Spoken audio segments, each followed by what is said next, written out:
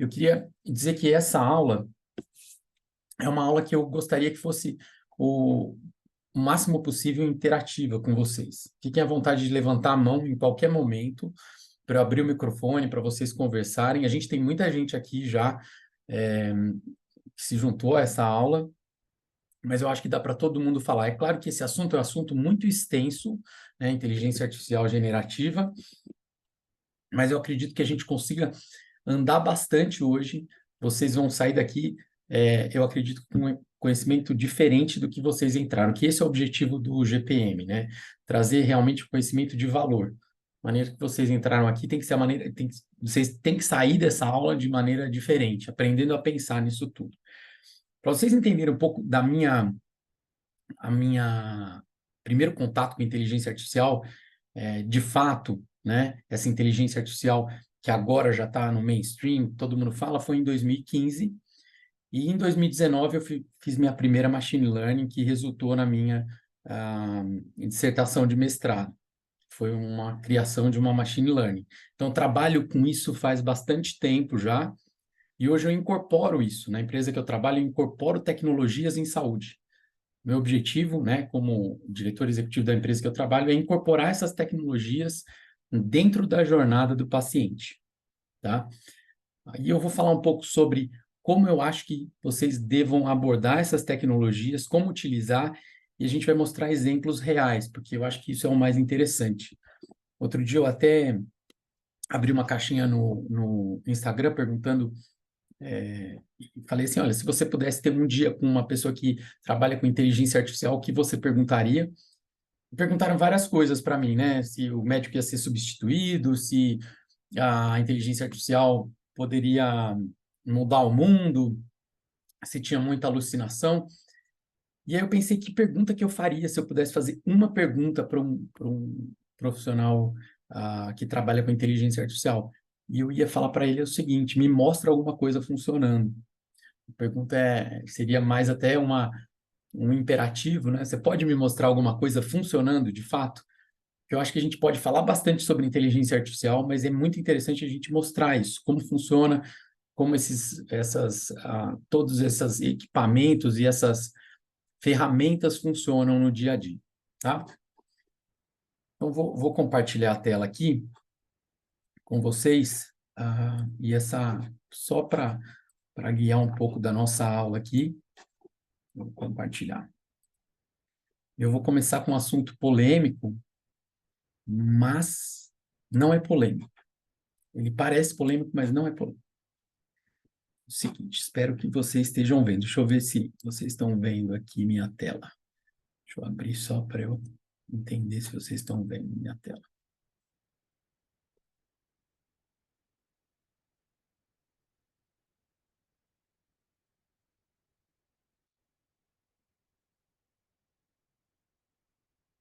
Vocês conseguem ver minha tela? Alguém pode falar no chat para mim? Ana?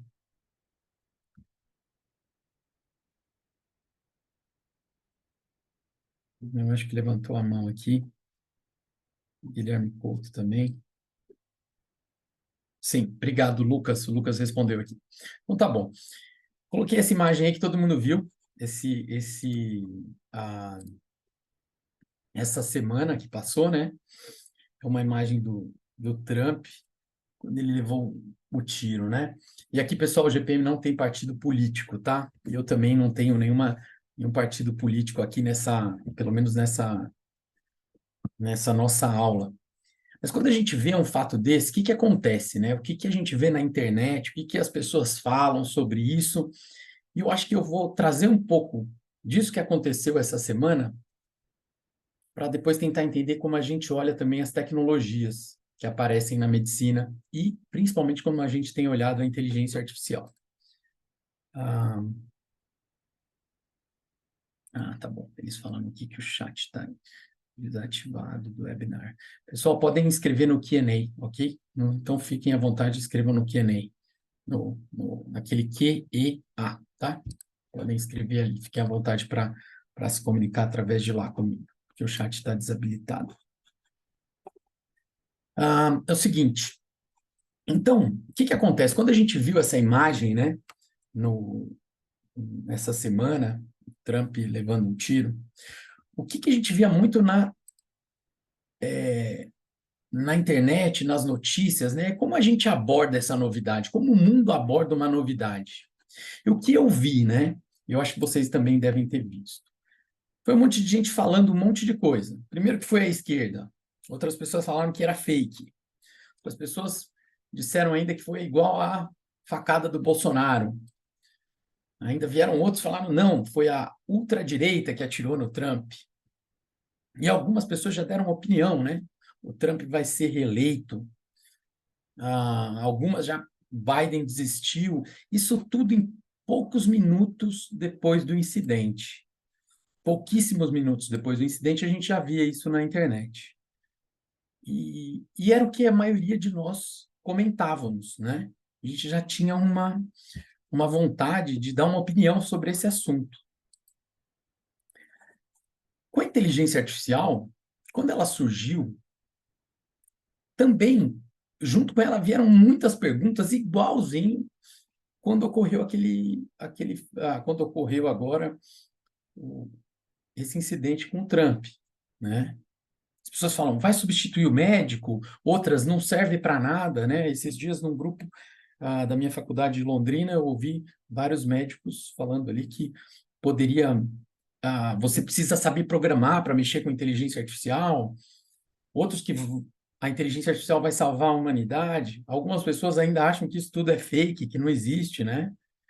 Que é uma bolha, que alguma hora essa bolha vai estourar. Aí comparam, é igual a bolha da internet, né? Como comparam a facada com o Bolsonaro, é igual a bolha da internet, que ela estourou, mas a internet está aí também.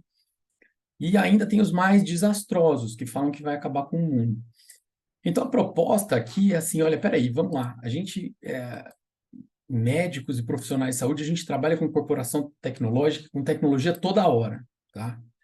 Como que a gente olha para as tecnologias? Como que a gente deveria, pelo menos, abordar isso? Eu vou trazer uma frase aqui para a gente sair um pouco dessa parte de opinião, né? Tem uma frase do Guimarães Rosa que fala o seguinte: enfim, cada um que quer a prova, o senhor sabe, pão ou pães é questão de opiniões. E foi um texto que eu escrevi utilizando essa frase para o Jornal da Imagem do mês passado, até falando sobre isso, sobre a inteligência artificial, se ela ia acabar com o mundo, se ela ia tornar os médicos melhores, se ela ia acabar com o salário dos médicos, porque isso é uma espécie de futurologia que a gente quer fazer, a gente quer dar uma opinião. E toda opinião, no fundo, é uma obra de ficção, né? E o importante de nós, como adultos, executivos e médicos, é como saber formar essa opinião, antes de tudo, né? E como que a gente faz para abordar uma novidade? Como que a gente aborda uma novidade? Alguma coisa que acontece novo, sendo o acidente do Trump, o atentado ao Trump, como também uma inteligência artificial nova, uma nova tecnologia que aparece. E essa maneira de abordar essa novidade, essa nova tecnologia, vocês vão ver que a gente usa também para como estudar, para como elaborar um projeto, para como empreender e para como fazer gestão. Mais do que mostrar essas ferramentas funcionando, eu gostaria muito, para os membros do GPM, para quem está conhecendo ainda o GPM, para que vocês conheçam uma maneira um pouco mais aberta de pensar sobre uma nova ferramenta, sobre alguma coisa nova que aparece diante dos nossos olhos, né? E às vezes a gente esquece de coisas muito básicas. Eu fiz esse artigo aqui, que saiu no ano passado, como avaliar novas tecnologias do setor de saúde. E eu podia falar sobre esse artigo, mas eu resolvi fazer uma coisa diferente. Eu resolvi fazer um pouco todo mundo pensar como que a gente aborda essas novas tecnologias, essas novidades que aparecem. E isso, a filosofia, a gestão, o jornalismo já fizeram por nós, né? E eles trazem isso de maneiras diferentes, né? O Aristóteles trouxe como as 7 circunstâncias para você avaliar uma novidade ou um fenômeno. A gestão traz como 5H e 5W, 2Hs, que eu vou mostrar para vocês o que é. E a pirâmide jornalística traz um conjunto de questões. Mas isso foi formalizar uma coisa que, mais uma vez, anteriormente a gente já sabia. A gente, na verdade, já nasceu com isso. E aqui a proposta é o seguinte: percebam como um bebê ou uma criança avalia o mundo. Como que ela avalia o mundo? Ela avalia através de duas coisas principais. Ela avalia através dos sentidos, né? E da linguagem. Ela pergunta porquês, como, o que, e através dos sentidos, testando, né? Tem uma palavra para que muito se fala em inglês para quando você prova alguma coisa, que é try, que é tentar, né? A criança testa, ela testa as coisas, ela pega no negócio quente, ela pega alguma coisa gelada, põe na boca, às vezes, sente o cheiro, né? E, e a gente, para abordar uma novidade, a gente tem que fazer isso muito como uma criança. E vocês vão ver que a gente abordando muito como uma criança uma novidade, a gente chega nas mesmas coisas que Aristóteles chegou, não com a genialidade dele, mas na mesma coisa que a gestão chegou de dividir em 5H, W e 2Hs, e na pirâmide jornalística. E o que eu estou falando isso? A gente tem que usar os sentidos e a linguagem para fazer perguntas inteligentes para a nova tecnologia e os sentidos para a gente testar. Então, a primeira coisa que a gente faz quando vê uma nova tecnologia, ou quando vê algo novo, como que aconteceu com o Trump, é perguntar o que aconteceu, quem atirou, quem está usando essa tecnologia, quando isso ocorreu, onde foi criada essa tecnologia, como, por quê. E quando a gente chega nesse o que, quem, quando, onde, como e por quê, a gente chega nas 6 perguntas da pirâmide jornalística. Quando a gente adiciona a essas 6 perguntas o how much, quanto custa, a gente chega no 5W2H. E quando a gente pega essas 6 perguntas e adiciona por que meios, a gente chega no que Aristóteles chamou de 7 circunstâncias aristotélicas. Olha só, isso aqui já estava na cabeça da gente. Eles só organizaram. Então, quando eu abordo uma nova tecnologia, ou quando eu abordo inteligência artificial, alguma coisa que eu preciso incorporar em saúde, eu faço essas perguntas e o próximo passo é testar a tecnologia. É claro que, dependendo do contexto e do ponto de vista que você usa, você vai mudar essas perguntas. Por isso que eu coloquei contexto e ponto de vista. Então, vamos supor que o contexto seja saúde. Então, o que é essa ferramenta? Por que eu estou incorporando essa ferramenta em saúde? Ela melhora a qualidade e o custo em saúde? Quando que eu posso incorporar essa tecnologia? Por que meios, se eu preciso de dinheiro para incorporar? Quanto custa ah, ou quantas pessoas podem utilizar?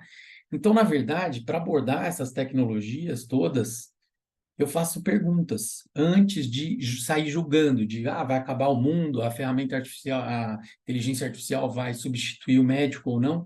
A gente precisa saber, por exemplo, para que utilizar, quando utilizar, em que circunstância. Isso aqui serve muito, por exemplo, para quando você vai estudar.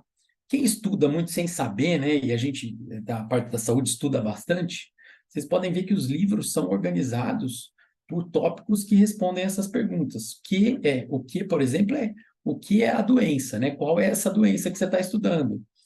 Porque como ela pode ser adquirida, no caso de uma doença contagiosa, ou ah, como ela aparece no corpo, quem é o transmissor, quem é o receptor da doença, né? Quando, em que momento ela aparece, o período de incubação, né? Onde, doenças tropicais que aparecem mais em um cenário ou em outro cenário, por quê, né? Algumas coisas estão relacionadas a por que a radiação, a genética. Quando a gente começa a responder essas questões e começa a se aprofundar nelas, a gente começa a entender de fato aquele assunto. E aí eu uso o contexto e o ponto de vista, obviamente, porque quando a gente está falando do ponto de vista, por exemplo, de pacientes, o paciente vai perguntar o que é essa ferramenta de inteligência artificial e quando e por que ela pode me ajudar. O médico vai perguntar como ela pode me ajudar no meu trabalho. E essas perguntas são fundamentais. Eu sugiro que sempre antes de começar um tema, escrever um texto, estudar um projeto, vocês respondam essas perguntas. O que eu estou fazendo? Quem são as pessoas alcançadas com essa ferramenta? Quando que eu vou iniciar esse processo ou esse projeto? Onde eu vou fazer? Em determinado hospital? Não, são em vários hospitais. Essa é uma maneira da gente pensar. E a parte dos sentidos é a parte do teste. Quem não testa de fato alguma coisa, não aprendeu aquilo, né? Ela tem uma noção bem superficial. Por isso que uma ideia aqui é que todos vocês, sem dúvida, testem o chat GPT, por exemplo, que é uma ferramenta de inteligência artificial generativa das mais divulgadas. Todo mundo tem que testar. O André Vilas Boas falou que o som está ruim. André, pessoal, o som está ruim? O som está ruim? Vocês não estão conseguindo me ouvir? Alguém pode falar no Q&A? Ah, está ótimo, está ótimo. Para mim, ok, tudo bem. Tá bom. Vou chegar aqui. Tá. Eu vou mandar fazer uma outra pesquisa aqui para vocês, rapidinho. Deck. Vou colocar essa daqui. E eu queria que vocês respondessem para mim em relação à ferramenta de inteligência artificial generativa, tipo ChatGPT, você utiliza frequentemente no trabalho, utiliza esporadicamente, sem dificuldades, utiliza esporadicamente com dificuldades ou não utiliza, para a gente entender um pouco de vocês aí, tá bom? Ótimo.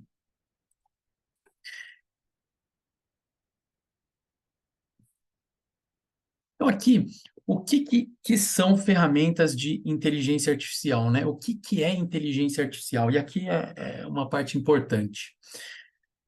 Tem uma pessoa, um estudioso de inteligência artificial, que talvez seja o mais famoso do mundo, principalmente quando na parte didática de inteligência artificial, que chama Andrew Ng. Andrew Ng é um estudioso e tem vários cursos de inteligência artificial, um craque. E eu gosto da maneira como ele aborda isso. Ele fala que inteligência artificial é um conjunto de ferramentas. Então, se a gente pensar o que é um conjunto de ferramentas, o que é uma ferramenta? Uma ferramenta é alguma coisa que você utiliza para executar determinada tarefa. Por exemplo, o estetoscópio é uma ferramenta que a gente utiliza para escutar, né? A palavra certa é auscultar o coração, né? É uma ferramenta. Aquele martelinho também, que a gente usa para ver os reflexos, é uma ferramenta que a gente utiliza para ver o reflexo, ou um martelo também que a gente utiliza para, eventualmente, pregar um prego aí numa madeira. Então, é um conjunto de ferramentas, tá? As principais que existem são as machine learning supervisionadas, as não supervisionadas e um tipo novo que é a inteligência artificial generativa. Mas para explicar para vocês, pessoal, o que são essas ferramentas, e hoje a gente vai se ater mais em duas, as machine learning supervisionadas e a inteligência artificial generativa, eu vou propor a gente fazer um exercício aqui que depois vocês podem fazer sozinho. A gente vai criar uma ferramenta, né? Na verdade, uma ferramenta que vai descobrir ou vai conseguir detectar se eu estou de máscara ou sem máscara, e que é uma machine learning supervisionada. Eu acho que durante a explicação, a criação, eu vou explicando para vocês o que é isso, tá? Então, resumindo aqui um pouco antes, eu vou explicar para o computador, eu vou falar para ele, olha, computador, eu vou te mostrar algumas imagens minhas sem a máscara e vou mostrar algumas imagens minhas com máscara. E depois eu vou mostrar uma imagem nova para você, computador, e eu quero ver se você consegue descobrir se eu estou com máscara ou sem máscara, tá? Me digam aí se vocês estão vendo minha tela. Aqui o som está ótimo, normal, peraí, o pessoal aqui respondeu. Também, isso já somos íntimos. A Marcela aqui falou que já está conversando, provavelmente já está usando a versão 4 ou do GPT aqui. Tá bom, Marcela, vou parar um pouquinho de compartilhar a tela para a gente fazer a nossa primeira machine learning aqui juntos. E depois eu vou passar o site para vocês fazerem sozinho e a gente pensar sozinhos e a gente pensar um pouco no que a gente pode usar essa ferramenta para fazer mais coisas aí. Para que a gente poderia usar? Então, vamos lá.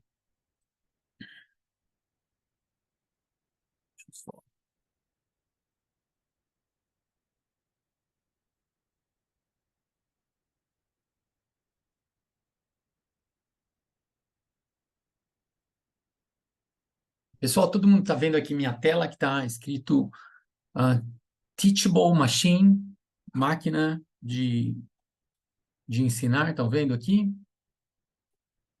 Todo mundo está vendo? Se alguém puder falar um sim aí para mim. Muito bom. Ana, sim, obrigado. Então, vamos lá.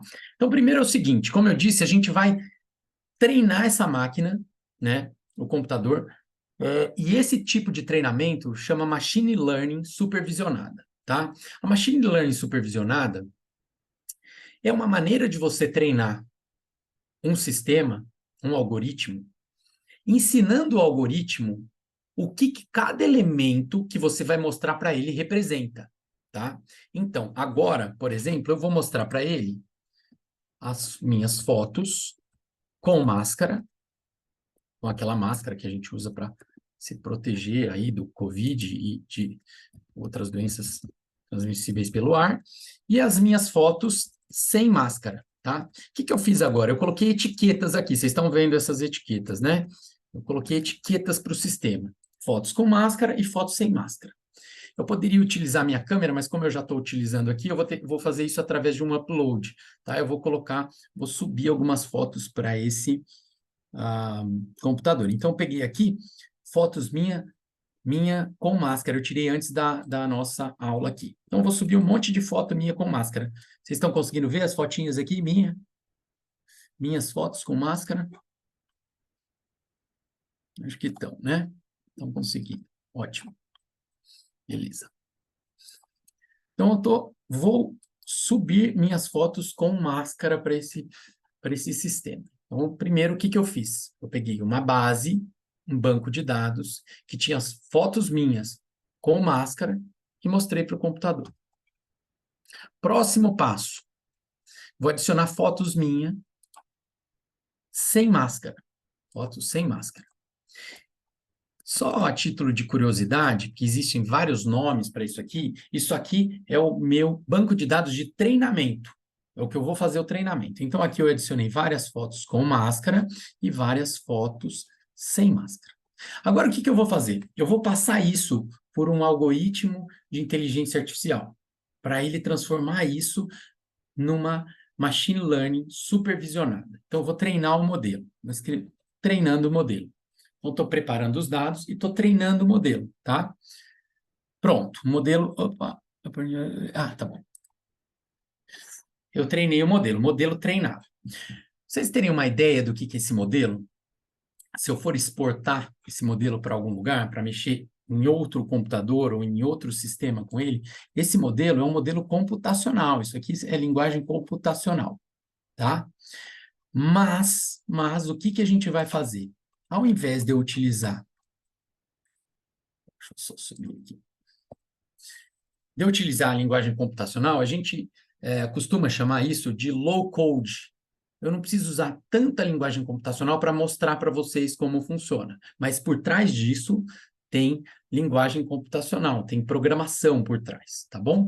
Então, vocês viram, coloquei... Então, o que eu fiz? Recapitulando, coloquei fotos minhas com máscara, disse para o computador, isso são fotos minhas com máscara, eu fiz uma etiqueta, isso aqui a gente chama na linguagem computacional de inteligência artificial de label, que a tradução é etiqueta, e coloquei fotos minhas sem máscara, e mostrei para o computador e pedi para ele treinar. Modelo, treina. Agora, o que eu vou fazer, pessoal? Eu vou pegar uma foto minha, tá?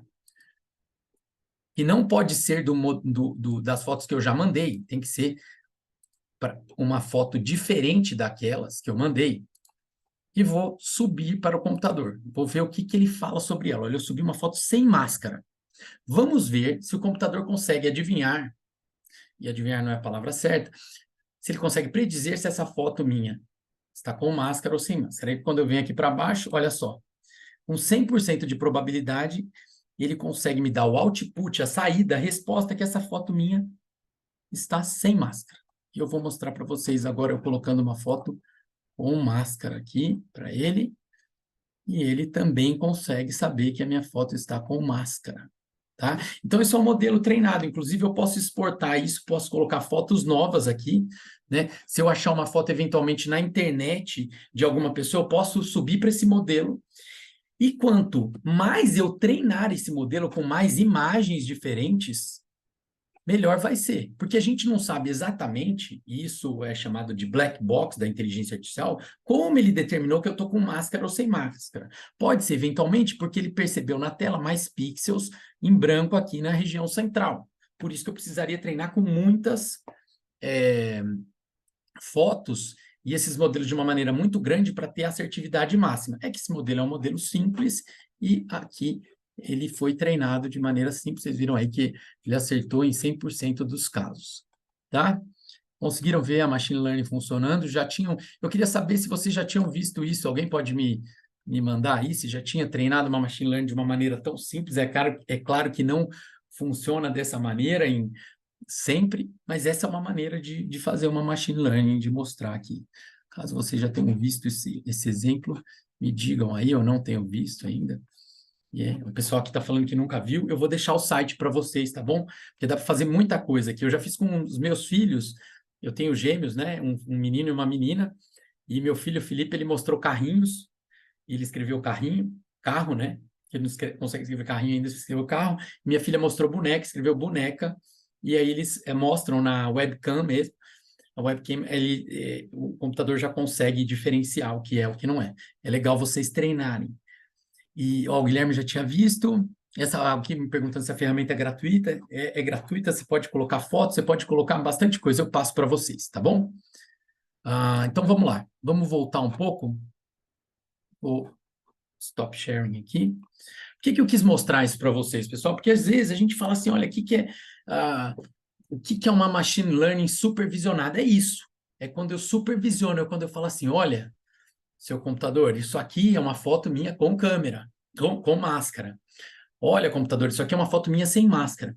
As não supervisionadas, o que acontece com as não supervisionadas? Eu coloco um monte de foto minha com máscara ou sem máscara e deixo o computador sozinho definir os grupos. Ele separa, tem várias maneiras de fazer isso. Uma maneira é uma clusterização, ele clusteriza, ele passa uma linha entre as minhas fotos. Eu jogo várias fotos, ele tenta traçar uma linha, essa linha é obviamente uma linha que ela envolve uma operação matemática, mas ele traça uma linha e ele fala assim, olha, essas fotos aqui são de um grupo e essas são de outro grupo, né?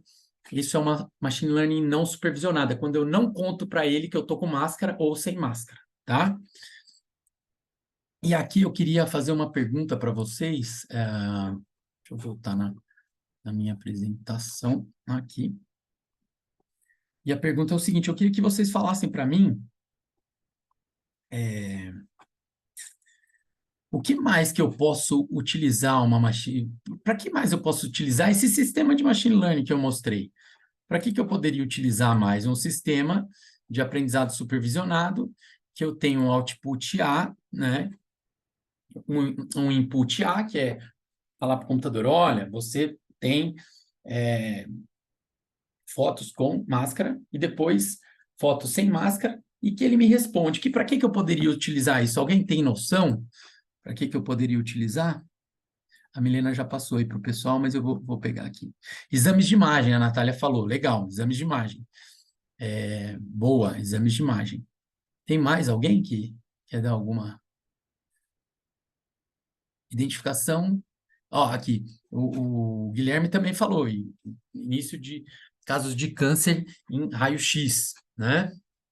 Anátomo patológico, o Júlio trouxe, feridas da dermato, talvez, a Ana falou. Adriana Costa, Adriana, obrigado. Adri, a gente está falando só aqui no Q&A mesmo, tá? O Vladimir falou que pode utilizar em fraude. E olha só, eu dei o primeiro exemplo, que é um exemplo, eu vou trazer vários exemplos aqui para vocês de ferramentas de machine learning supervisionado. A gente utiliza esse termo mais machine learning supervisionada. Em português, a tradução é aprendizado de máquina supervisionado, tá? E para lembrar, né, qual que é a palavra-chave do aprendizado de máquina supervisionado ou machine learning supervisionada são as etiquetas ou labels, tá? Então, uma coisa que a gente usa no dia a dia são os e-mails, né, o spam. O spam, ele é feito um treinamento, né? Você vai, inclusive a gente consegue fazer esse treinamento lá colocando isso é um spam, você vai treinando o modelo falando que é um spam ou não é um spam e ele cria um filtro de spam, né? Outra coisa, diagnóstico no raio-x, como está escrito aqui, né? Você treina, você fala, olha, esse raio-x está normal e esse raio-x está normal, esse raio-x está normal e esse raio-x está normal. E ele consegue, a aplicação, isso é em saúde, fazer o diagnóstico. Imagens de um telefone, hoje já tem sistemas que você consegue tirar a imagem do telefone quebrado ali e e a pessoa pode saber se ele tem um defeito ou não. Transcrição de texto, né? Transcrição de áudio para texto. Você manda um áudio e transcreve esse áudio, faz várias vezes isso, com vários áudios, e o output, alguma hora, é você mandar um áudio e ele transcrever diretamente o texto. Então, tem várias coisas que a gente pode utilizar isso de maneira geral, e já são utilizadas, todo mundo já mexe com spam, já trabalha com isso. E aqui eu vou mostrar alguns exemplos médicos, né? Por exemplo, eu fui nós, né, na empresa que eu trabalho, nós fomos um dos primeiros a incorporar tecnologia desse tipo, e aqui tem um raio-x de tórax, né? Que ele foi, para quem é médico aí, é um exame bem difícil de detectar, porque ele tem um nódulo aqui que ele aponta para a gente. E esse sistema é um sistema de machine learning supervisionada, que ele treinou esse sistema para 10 achados. Ao invés dele colocar só foto com máscara e foto sem máscara, ele colocou foto com máscara, foto sem máscara, foto com máscara vermelha, foto... 10 classes ele colocou ali, né? E aqui ele colocou as classes, uma das classes era o nódulo, e ele encontrou o nódulo retrocardíaco aqui, um nódulo bem difícil, inclusive para radiologistas treinados a encontrarem. Então, a gente pode utilizar isso aqui é vida real, isso aqui aconteceu, né? Num paciente, um raio-x que eventualmente poderia ter passado, e o sistema de inteligência artificial ajuda a gente a encontrar. E lá em 2019, minha dissertação de mestrado foi justamente isso. Eu fiz uma predição da hospitalização de pacientes idosos no departamento de emergência utilizando aprendizado de máquina. Então, eu peguei 1.700 pacientes que foram internados e 1.700 pacientes que não foram internados, mostrei a foto desses pacientes para uma machine learning, né? E depois mostrei um paciente novo, que queria saber se ele conseguia predizer ou não. Como que eu mostrei essa foto, né? Como que a gente mostra a foto? Nem sempre é foto. Foto utiliza a imagem computacional. Eu mostrei parâmetros desses pacientes. Eu mostrei se eles andavam, se eles não andavam, se esses pacientes tinham a idade que eles tinham, se esses pacientes tinham a saturação boa de O2, como que estavam os sinais vitais quando eles chegaram, e a gente conseguia predizer com 70% de acurácia, isso foi 73% de acurácia, foi em 2019, hoje é muito mais acurado, eu conseguia predizer se esse paciente seria internado ou não na triagem, na hora que ele chegava no pronto-socorro, tá? Isso não é novidade, não é uma coisa... É normal, é claro que você precisa aprender um pouco como fazer isso, precisa ter o banco de dados organizado, vocês viram ali, eu tinha as fotos, né? Imagina quanto de banco de dados você tem que ter para treinar um sistema que vai predizer alta ou liberação para casa ou internação para os pacientes, tá? Pode ser utilizado de sistema de doenças, aqui estou lendo que vocês escreveram, ótimo. Então, vamos lá. E o que aconteceu, pessoal? De 2010 para 2020, esses sistemas de aprendizado de máquina supervisionado, eles cresceram muito, né? Hoje a gente fez um modelo que a gente chama de pequeno modelo de inteligência artificial. São esses daqui. O que acontece com esses modelos pequenos, né? Eles usam um computador não tão potente, né? Esse computador que a gente usou aqui não é o meu computador, porque eu usei um computador em cloud para treinar essa inteligência artificial, mas é um computador não tão potente, com poucos dados. E quando a gente usa computadores não muito potentes, o que acontece? Você vai aumentando o número de dados e ao invés da performance dele ficar melhor, ele chega num ponto que ele não fica mais melhor. Ele não fica mais, né? Ele não fica mais melhor, viu, pessoal? Ele não melhora mais. Ele não tem o improvement dessa ferramenta. Não melhora, tá? Em contrapartida, quando a gente usa computadores muito mais potentes, e aí nesse contexto que surgem aquelas empresas tipo a NVIDIA, que vocês devem ter visto, que é uma empresa que subiu mais de 1000% aí as ações, que elas conseguem fazer processadores muito rápidos, né? Que a gente precisa utilizar. O que acontece? A performance desses modelos aumenta muito quando você dá mais dados para o modelo. Se eu dou mais fotos, ele sabe mais ainda ele é capaz de achar coisas impressionantes, tá? E foi isso que aconteceu de 2010 até 2020, um aumento da utilização desses computadores mais poderosos com muito mais dados. E a gente chama isso de Large AI Models. São os modelos de inteligência artificial grandes.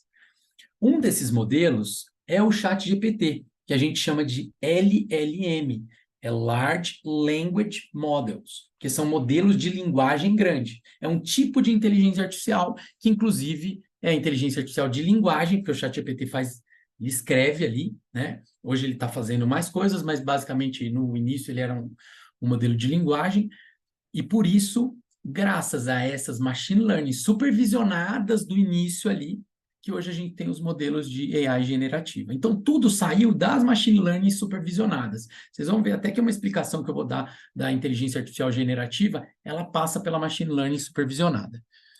Pessoal, eu queria dar um tempinho aqui para saber se vocês têm alguma dúvida no que eu estou falando, se vocês querem fazer alguma colocação. Eu estou à disposição aqui para responder para vocês. A Milena falou que eu posso seguir, que está ótimo. Obrigado, Milena. Obrigado. Então, vamos lá. Então, agora, pessoal, vou entrar no que é realmente a AI generativa, tá? O que é essa AI generativa? A AI generativa é um sistema de inteligência artificial que pode produzir conteúdos de alta qualidade, especificamente 3 tipos de conteúdo: texto, imagens e áudio, tá? E ele vem de onde, pessoal? Justamente desse contexto aqui anterior, da criação de grandes modelos de inteligência artificial. Ele surge quando a gente utilizou tanto os sistemas e os supercomputadores para fazer machine learning supervisionado, que acaba se criando a IA generativa, que ela pode produzir textos. E tem pouca IA generativa, tem uma bem famosa, que é o ChatGPT, né? Que vocês responderam aqui até na pesquisa para mim, vocês já usaram ou não, que está aqui, né? O ChatGPT, que é da OpenAI. Mas tem muitas ferramentas de inteligência artificial generativa, muitas. Aqui eu coloquei meia dúzia, porque eu encontrei, mas tem muitas, muitas ferramentas. E as ferramentas generativas, essa tecnologia, é chamada uma tecnologia de propósito. Ela tem um propósito. Qual que é o propósito dela? Ela é tipo eletricidade. A eletricidade, a gente consegue utilizar a eletricidade para acender uma luz ou para gerar energia para o computador, para ligar o computador, para ligar um ventilador, para ligar o ar-condicionado. As ferramentas de inteligência artificial generativa a gente pode utilizar para várias coisas, além daquilo que parece o que ela serve naquele momento imediato. Então, por exemplo, eu posso utilizar uma ferramenta de inteligência artificial generativa para fazer texto, e já que ela faz texto, ela pode fazer e-mail, ela pode responder a pesquisas sobre doenças, ela pode escrever cartas jurídicas, ela pode escrever petições jurídicas, ela pode ajudar a gente a escrever textos, inclusive filosóficos, né? E o que acontece com essas ferramentas de inteligência artificial? Elas estão melhorando cada dia mais, né? A gente tem mais possibilidade de usar mais poder computacional, então elas estão ficando muito melhores mesmo, certo? E aqui eu quero mostrar para vocês, pessoal, usando aquele contexto lá da machine learning supervisionada, como que é gerado um texto no ChatGPT ou em qualquer ferramenta de LLM, que são as Large Language Models. São ferramentas tipo o ChatGPT. Então, o processo de geração de texto, ele começa o seguinte: ele começa com alguém colocando um input nele, colocando uma frase lá. Pode ser uma pergunta, né, ou uma frase. E eu comecei aqui com uma frase, com esse trecho, né, com essas palavras: mares calmos. Quando eu começo mares calmos, eu mando esse input para o GPT, né, e ele já foi treinado, lembrando que ele é um sistema de machine learning já treinado, um sistema de inteligência artificial já treinado. Isso chama input ou prompt, tá? Sempre que a gente coloca alguma pergunta no GPT, ou que a gente escreve algum texto naquela linha do GPT, vocês podem saber que isso a gente chama de prompt. E você pode chamar de input também, que significa entrada. É a entrada que você dá. O GPT pode ser que ele devolva para a gente exatamente isso. Mares calmos, ele devolve para a gente. Não fazem um bom marinheiro. Pode ser que eu coloque isso e ele devolva isso. Mas como ele gera esse texto? Ele gera esse texto justamente utilizando várias partes de aprendizado supervisionado, que cada input, que é uma palavra, ele gera um output, que é outra palavra. E ele faz isso repetidas vezes. Tá? Ele faz muitas vezes. Isso parece quase quando a gente começa a escrever ali no celular e o celular sugere uma nova palavra. Então, por exemplo, que o input no GPT foi mares calmos. Ele traz a próxima palavra, não. Aí ele pega esse output, ele joga esse output para dentro do novo input dele. Mares calmos não. Aí ele traz outro output. Fazem, mares calmos não fazem. Ele traz outro output até chegar no final, no output final, que é mares calmos não fazem um bom marinheiro. Ele, palavra por palavra, ele começa a predizer. Você fala duas palavras, ele prediz a próxima, ele prediz a próxima, ele prediz a próxima. Ele treinou com um banco de dados tão grande na internet que ele é capaz de predizer a próxima palavra. Se você falar com um cientista de dados ou com alguém que lê os artigos todos sobre Transformers, sobre inteligência artificial, ele vai falar que ele não prediz a próxima palavra, ele prediz o próximo token, ele prediz o próximo conjunto de tokens. Mas isso é um detalhe técnico. Ele, no final, ele prediz a próxima palavra. Ó, Fabrício, mas você está explicando assim? Eu explico assim, tenho até a liberdade de explicar assim, justamente porque o Andrew Ng, ele explica dessa forma também.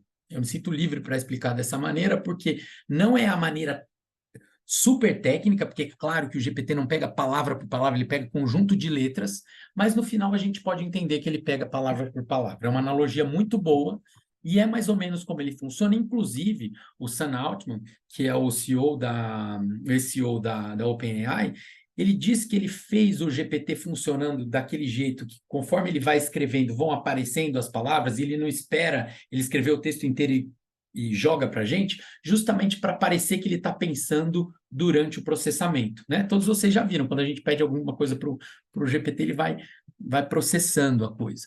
Alguém levantou a mão aqui. Espera aí, deixa eu ver aqui. A Cláudia Cunha. Cláudia, você quer fazer alguma pergunta?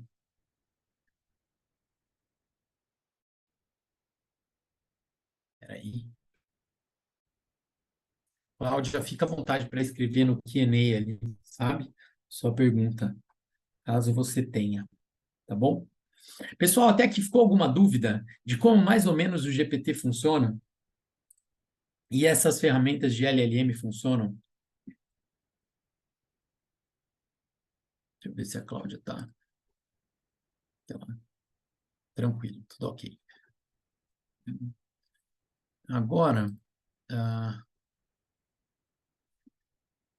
agora eu queria fazer uma pergunta para vocês. Então, quando utilizar a ferramenta? Então, pronto, o GPT é muito bom, e quando a gente deve utilizar? Eu vou parar um pouco o compartilhamento de tela e queria que vocês respondessem uma pergunta para mim. Um minuto.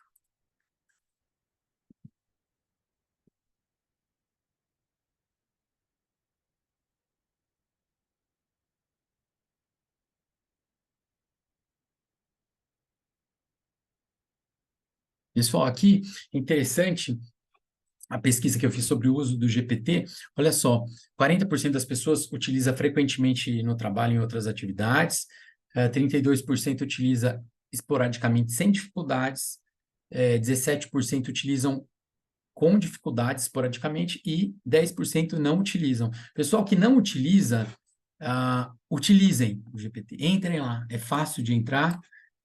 Eu vou até mostrar aqui, a gente vai fazer alguns exemplos. Entrem e fuçem no GPT, sintam. Não vai machucar, não vai acontecer nada, é gratuito para utilizar. É claro que você utilizar de maneira mais profissional, com APIs, com outras coisas, você tem que pagar, mas para utilizar de maneira não profissional, né? Não profissional, na verdade, pode ser utilizado até de maneira profissional gratuitamente, mas você não precisa pagar o GPT para você utilizar, você utiliza só como individualmente, tá? E aqui eu queria fazer uma outra pergunta para vocês, E essa pergunta é uma pesquisa que é fácil de fazer. E a pool has been launched. Eu lancei a pergunta aí para vocês, né? Vejam aí, você precisa fazer uma torta de maçã. Supondo que nunca tenha feito uma torta de maçã, você utilizaria qual ferramenta para saber a receita? Vocês estão vendo aí a pergunta? Vocês conseguem me responder?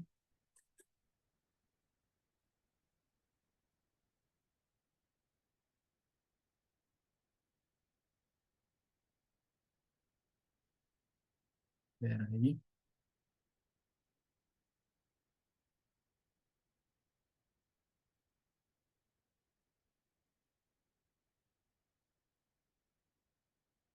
Ah, eu tenho que finalizar primeiro aqui. Pronto.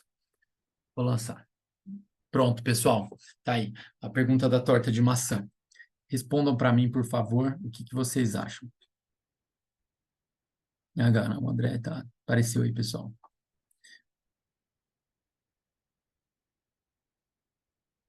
O Spencer fez uma pergunta aqui para mim. E a pergunta dele, enquanto vocês respondem a nossa pesquisa, é a seguinte: na sua opinião, o quanto fica restrito o ato de pensar e desenvolver o aspecto crítico do encéfalo com o chat GPT? Eu adorei a pergunta aí, Spencer, obrigado. E eu acho o seguinte: eu vejo muito, eu penso muito nisso. Depois, então, que eu tive os meus filhos, eu penso mais ainda, né? Pra você ter uma ideia, eu adoro que eles aprendam matemática, português, aprendam a escrever e se comunicar de maneira adequada. Porque eu acho que realmente tem ferramentas que elas podem diminuir o aspecto crítico, mas elas diminuem quando a gente utiliza as ferramentas diminuindo o aspecto crítico. Por exemplo, você tem que fazer um trabalho para a escola e você vai no Google e copia todo esse trabalho, já dava para fazer isso. Você copia o trabalho inteiro no Google e usa uma ferramenta para ela tirar a possibilidade de plágio. Existem ferramentas que modificam o texto, né? Então, eu acho que depende de como você usa o chat GPT.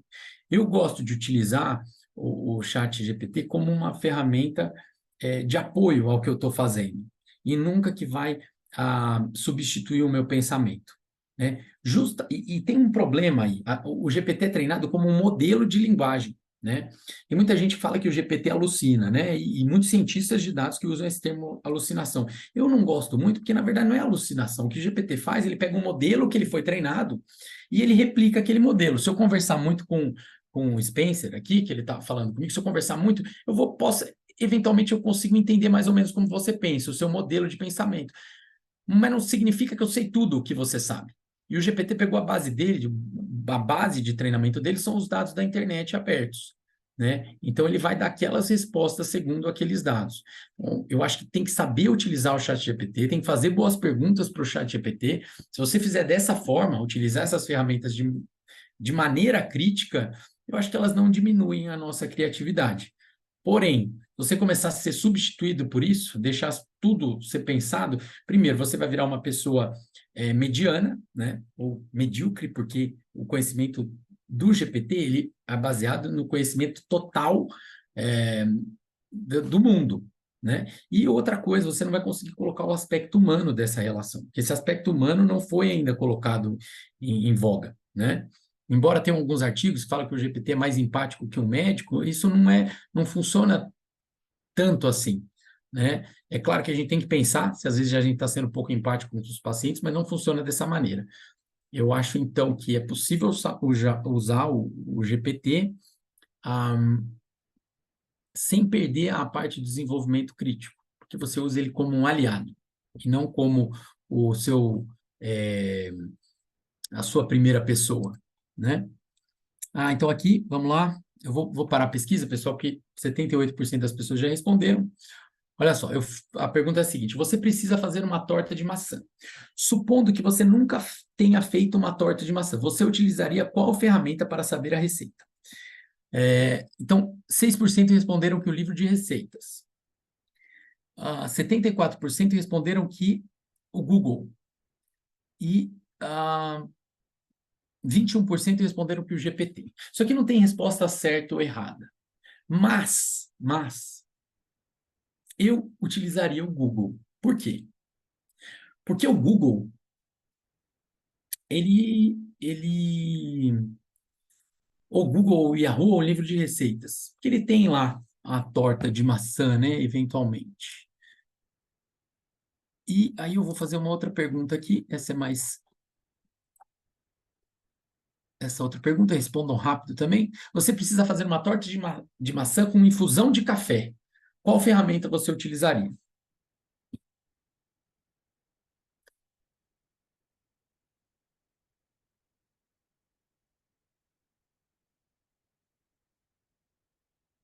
Não tem resposta certa e errada, mas tem resposta mais certa e mais errada, tá, pessoal? Tem, na verdade, ó, aqui 64% já responderam aqui.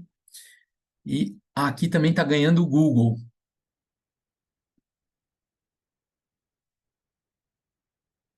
E algumas com livro de receitas. Então tá. Pessoal, é o seguinte. Como eu faria isso? Para fazer tortas de maçã, a gente sabe que tortas de maçã existem no mundo, né? Não é uma coisa que não existe no mundo, né? Existem tortas de maçã. Para vocês darem uma olhada aqui nos resultados, ó.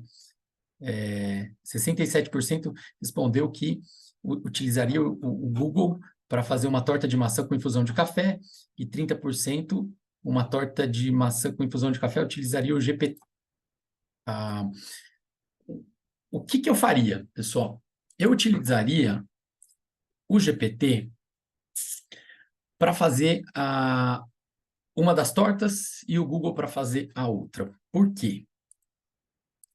Pelo seguinte, alguém já comeu uma torta de maçã com infusão de café? Se alguém comeu, pode levantar a mão aí, que eu duvido, porque eu que inventei essa torta de maçã com infusão de café. Nem existe. E eu também nunca comi, né? O que significa isso, pessoal? Para coisas novas, para coisas já bem estabelecidas, o Google funciona muito bem. Vocês estão vendo minha tela? Ó, torta de maçã. Estão vendo aqui a tela? Torta de maçã. Estão conseguindo ver a tela aí? Peraí, eu não comi, mas dá para fazer infusão na massa. Isso aí, Guilherme. Sim, tá vendo a tela?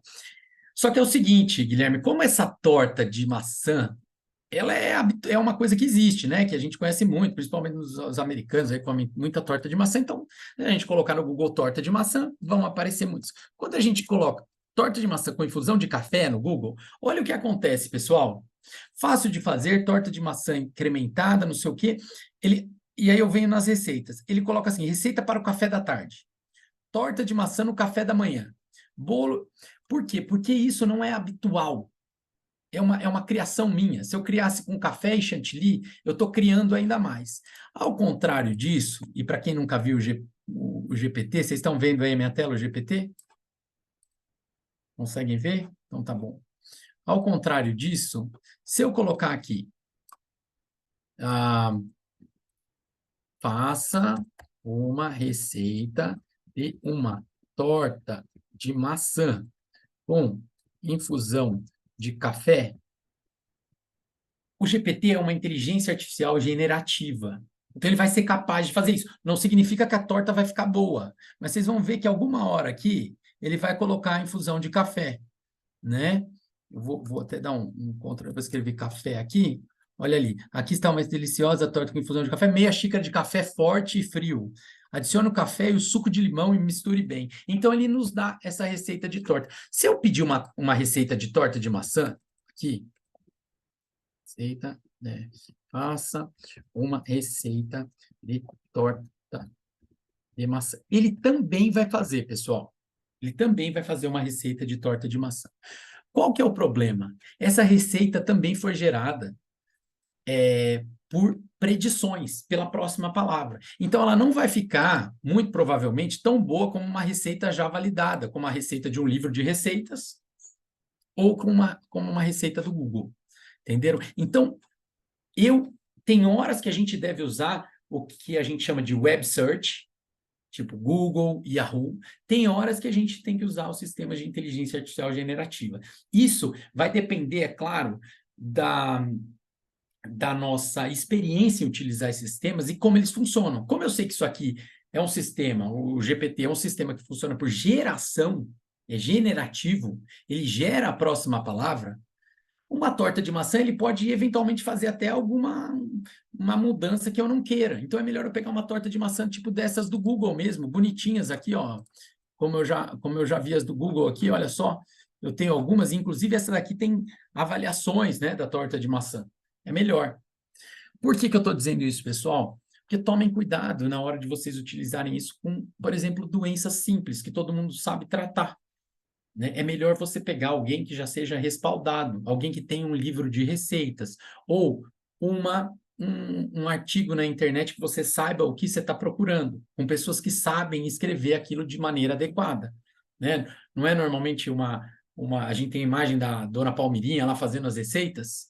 Quem que é o fera eu vi que a Adri está aqui, o fera das doenças gastrointestinais? Vai procurar nele, a fonte é melhor, essa fonte, do que a fonte do GPT. Entenderam? Eu acho que esse é um conceito meio simples, mas ele muda muita coisa aqui, né? Aí o Vladimir está falando que a técnica utilizada pelo Google é de indexação, é isso mesmo. Não que não exista por trás também ferramentas de inteligência artificial, tá, no Google, mas isso muda a maneira como a gente aborda. Ou procura no Google, ou procura em ferramentas tipo generativas, tipo o ChatGPT. Hoje, o GPT está fazendo uma coisa diferente, a OpenAI, que ela é capaz de encontrar, inclusive, coisas na internet. Mas quando eu considero só AI generativa, nesse contexto, torta de maçã é muito melhor você procurar no Google, e torta de maçã com infusão de, sei lá, vamos inventar uma coisa, infusão de café ou de chá ou de alguma coisa diferente, é melhor você utilizar uma ferramenta generativa para te ajudar. Certo? Vamos lá, vamos continuar aqui. Alguma dúvida, pessoal? Eu queria muito que vocês falassem aqui, se tiverem alguma dúvida ou se quiserem que eu volte em algum aspecto que eu já abordei aqui. Vamos lá.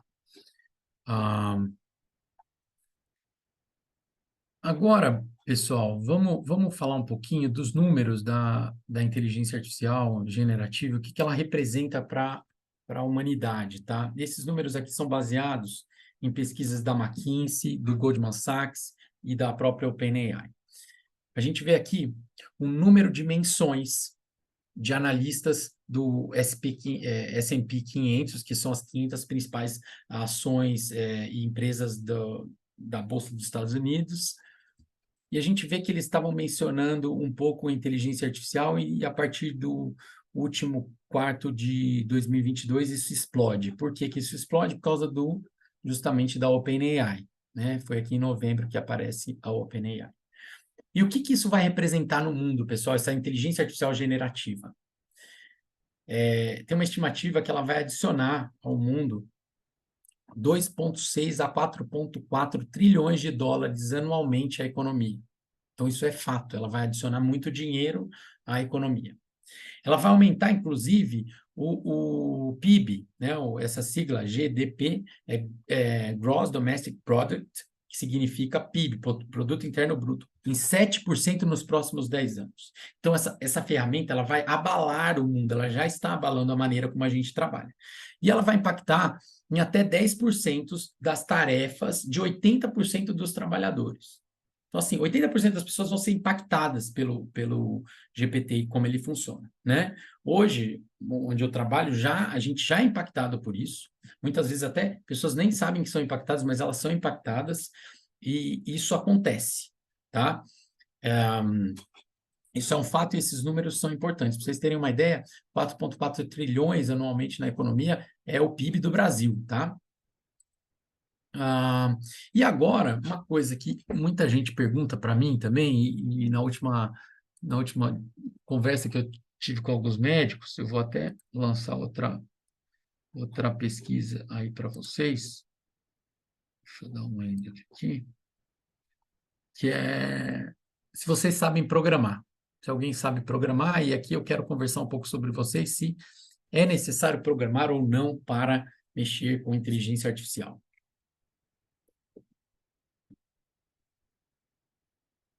Tá? Eu vou esperar um pouquinho mais. 80% não sabem programar, 20% sabem programar. Saber programar é um negócio muito amplo, né? Eu sei programar, mas tem gente que sabe programar muito mais que eu, né? E tem gente que sabe... mas saber programar é numa linguagem computacional. Então, aqui foi, né? A maioria respondeu já, mais ou menos 80-20. 80% não sabem programar e 20% sabem programar. Aos que não sabem programar, eu diria que no final vocês sabem programar de alguma forma. Talvez vocês não saibam a linguagem computacional, mas vocês programam as atividades diárias de vocês, vocês criam variáveis, vocês criam funções, tal. Eventualmente você não sabe aquela linguagem computacional, tá? Mas vocês devem programar de alguma forma. Programar é aprender uma linguagem nova, né? Aprender uma linguagem, uma maneira de falar com os computadores, através de variáveis, de funções, de métodos, a gente aprende a falar com o computador, tá? E eu queria mostrar uma coisa para vocês aqui, como a inteligência artificial é poderosa e é utilizada bastante pelos programadores, tá? Eu gosto desse exemplo, e foi um exemplo que minha mulher uma vez me perguntou, mas como você usa assim para programar, tal? Como você pode me dar um exemplo, né? E aí eu queria falar para vocês. Alguém sabe como validar um CPF? Como você sabe, quando você pega, alguém te passa um CPF lá, né? Alguém te passa, você pede o CPF para alguém. O CPF, nem todo CPF é válido. Ele tem uma regra, né? Foi criada uma regra para validar um CPF, para que ele seja válido. E essa regra é essa daqui abaixo, tá? Que eu estou passando. O CPF precisa ter 11 dígitos numéricos.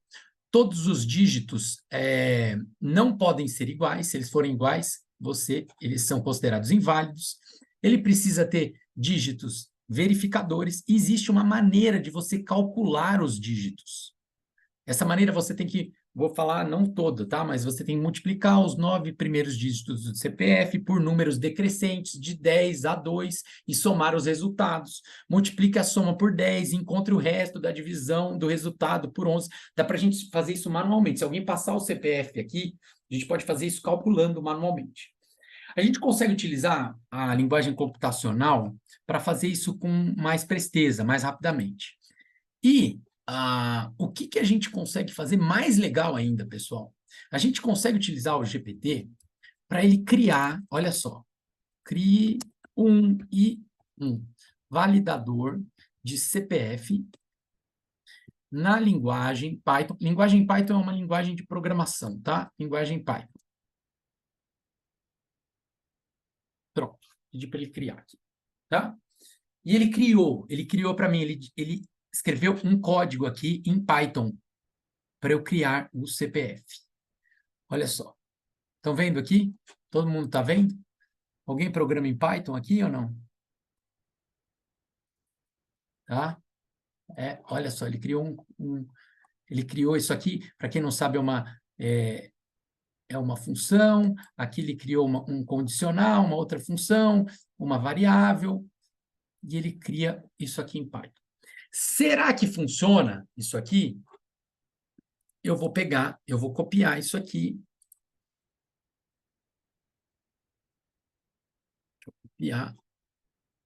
Vou copiar para o Google Colab, tá? Que é uma...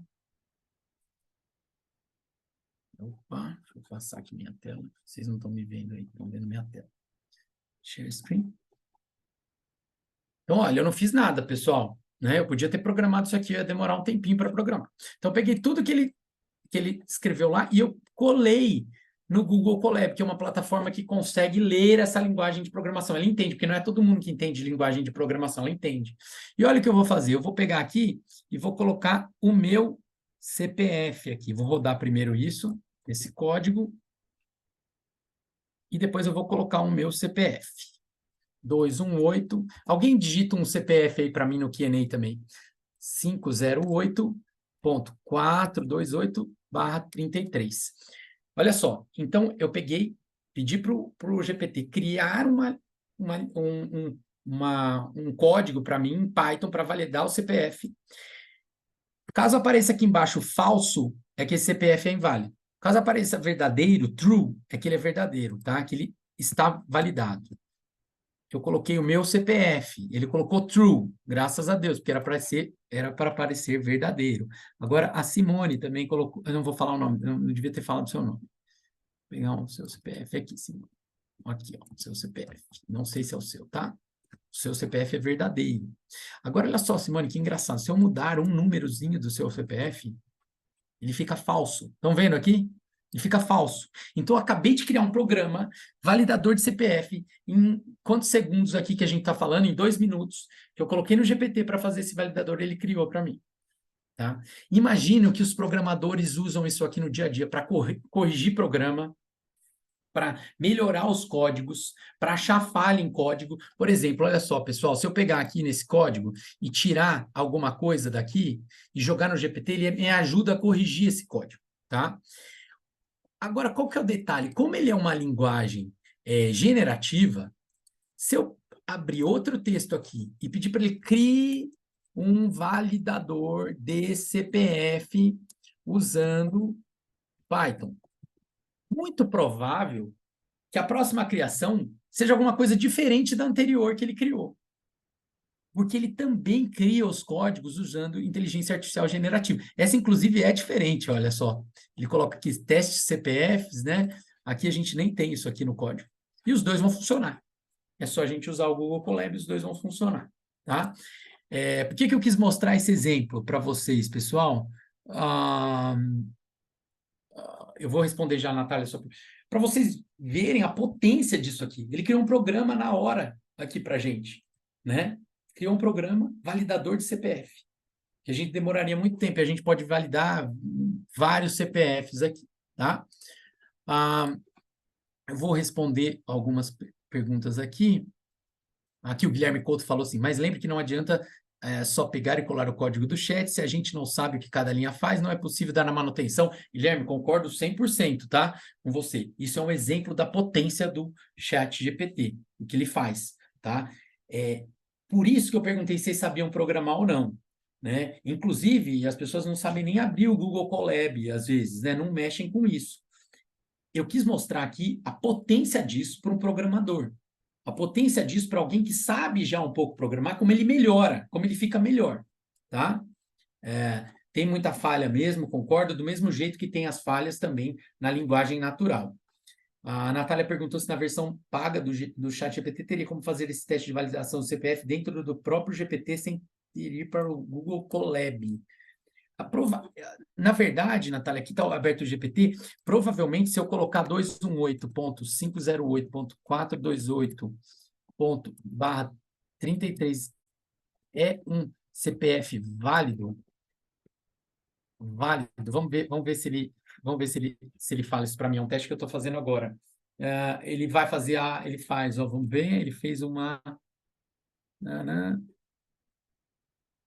218.508.4. Olha só que interessante aqui. Ele fez o chat, eu coloquei meu CPF e ele colocou como CPF não válido, porque o teste dele ele não fez direito, entendeu? Por isso que é importante saber, claro que você tem que saber o que ele está falando aqui, 218.508.428.33, vamos ver o resultado. Ele já programou e programou errado. Algum problema deu aqui. Claro que daria para a gente encontrar isso, né? Esse problema provavelmente do jeito que ele testou aqui ou colocou alguma coisa errada. Mas no caso que você mostrou sobre o treinamento da máscara sem máscara, como ficaria, por exemplo, a questão de treinar protocolos de linha de cuidado? Eu vou só responder antes aqui a questão da Natália. Natália, então você viu aí, né? A gente teve um exemplo de erro aqui do chat GPT. Ele falou que o meu CPF tá inválido. Peraí, vou ver de novo 218. Meu CPF é válido, é um CPF válido, tá? Eu posso falar para ele, inclusive, que ele errou aqui. O que é importante que o Guilherme colocou é que, assim, quando eu sei como programar, eu não vou ficar na mão do GPT. Eu vou olhar aqui e vou falar, olha, o que ele fez dessa definição? Ele usou, né? Aqui ele usa string, ele usa booleano. O que ele fez de errado aqui? Só que isso me ajuda bastante, né, Guilherme? Você concorda comigo, né? Ajuda bastante na hora de fazer. Faz mais rápido. É a mesma coisa que escrever um post para a internet ou responder um e-mail de algumas pessoas. Ele ajuda muito, mas isso não garante que não haja falhas, né? E sempre isso você usa como um copiloto, né? Hoje até as empresas estão chamando de copilot, de você usar essas ferramentas como um copiloto, tá? Passar assim os pontos. O Guilherme aqui, peraí, Guilherme, deixa eu ver uma coisa aqui.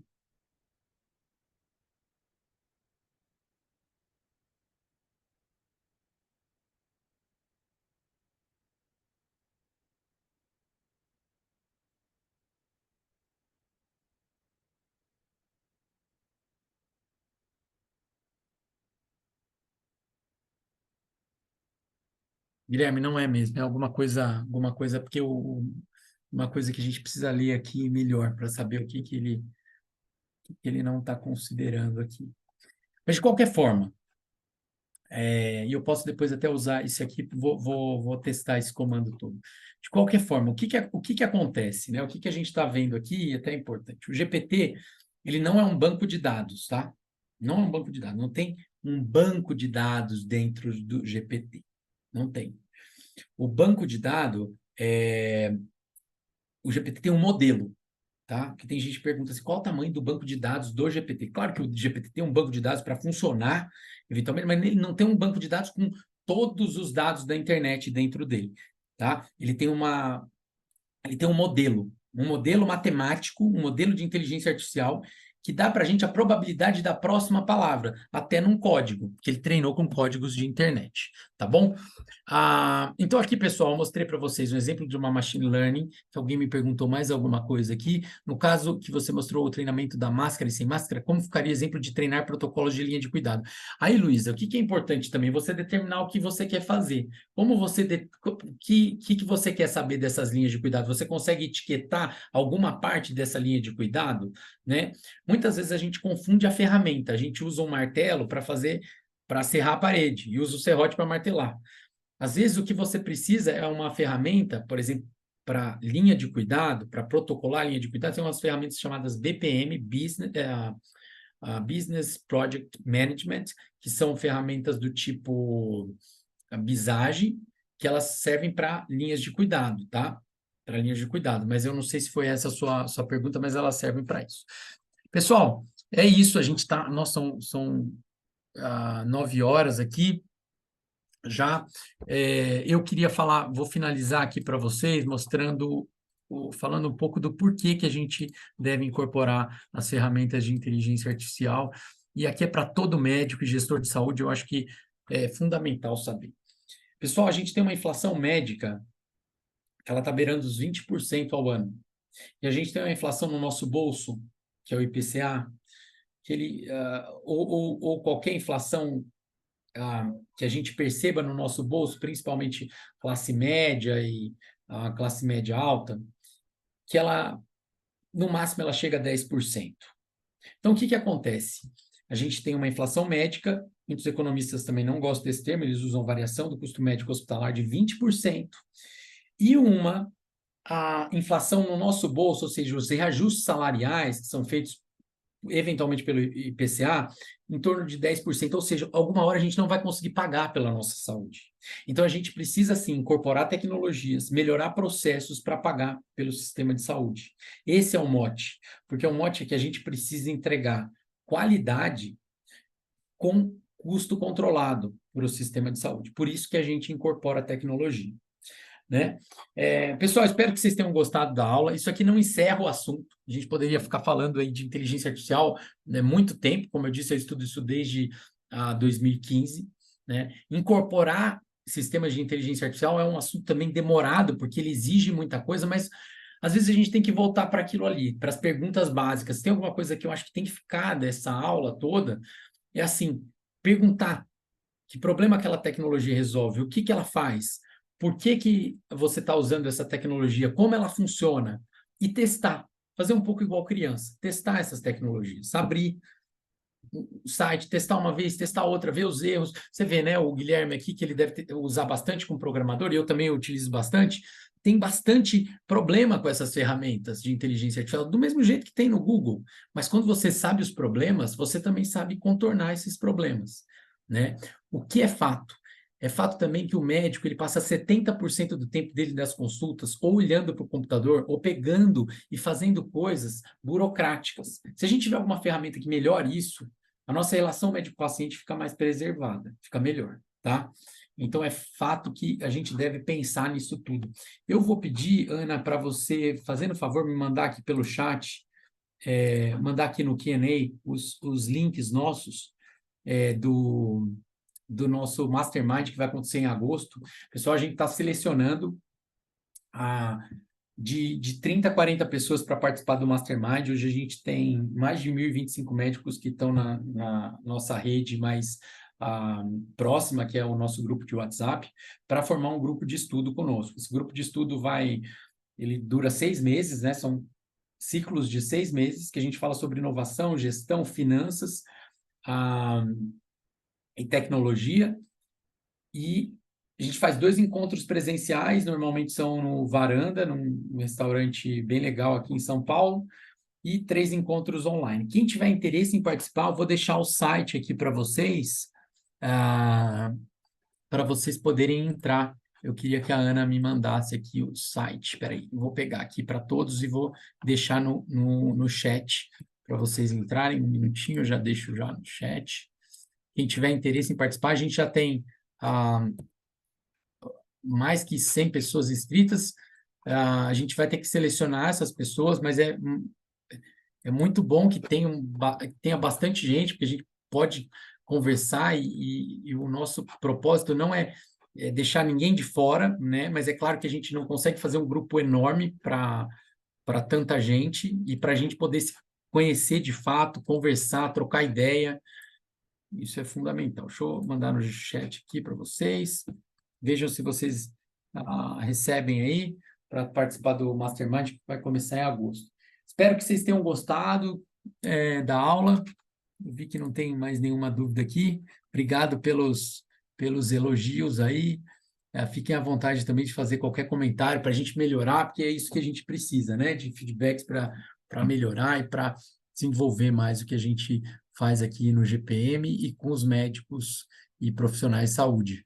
Pessoal, obrigado. Eu vi um monte de amigo aqui, entrou bastante gente mesmo, né? Foram 300 inscritos para essa aula. Um monte de gente craque aqui no assunto, inclusive, que entrou, que conhece muita coisa de inteligência artificial. Obrigado aí por todos os inscritos e por todas as mensagens aqui. Beleza, passei para vocês aí no chat. Um abraço e estou à disposição de vocês aí pelas redes sociais. Meu LinkedIn é Fabrício Próspero Machado.